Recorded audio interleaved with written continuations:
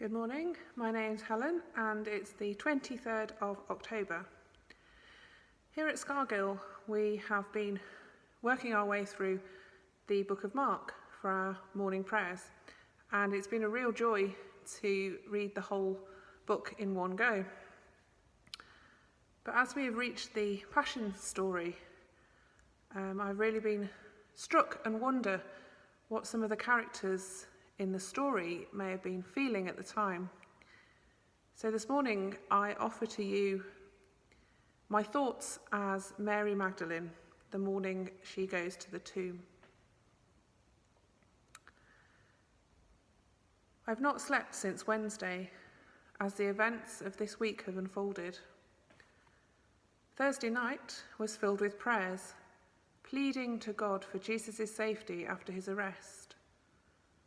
And then Friday, Friday, I don't think I will ever get those images of him on the cross out of my head. How could anyone sleep after that? A real betrayal of hope. It was such a shock. I think I've cried every tear until there is no more in me. But this morning, something miraculous has happened. I wanted to do something for the person I loved most in this world. So I went to the tomb with Mary and Salome to anoint Jesus' body with the spices. But you just won't believe what has happened.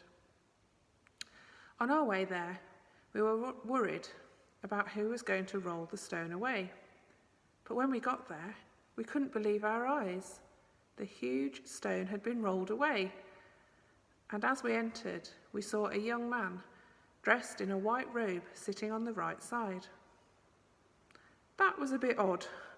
I couldn't believe my eyes. I was a bit terrified, to tell you the truth. Who was this man? Had he rolled the stone away? He then spoke to us. "Don't be alarmed," he said. "You are looking for Jesus the Nazarene who was crucified. He has risen. He is not here. See the place where they laid him. But go, tell his disciples and Peter, he is going ahead of you into Galilee. There you will see him, just as he told you." We left fairly quickly after that, as we were quite scared. Jesus is risen. I just can't believe that. I mean, I knew he was special. I wouldn't have spent my time travelling around with him. But to rise from the dead? That's something special, isn't it? It's almost too good to be true.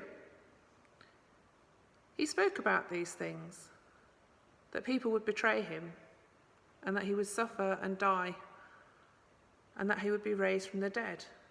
But none of us really understood, none of us believed.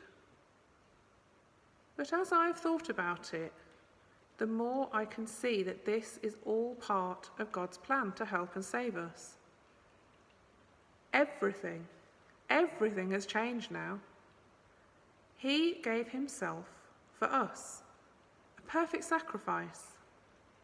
All that pain and suffering for us. It means that God has said yes to life and no to death. Love has conquered, hasn't it? The love has held strong and will last forever.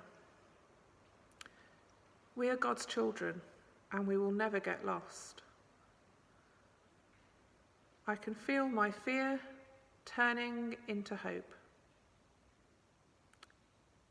Amen.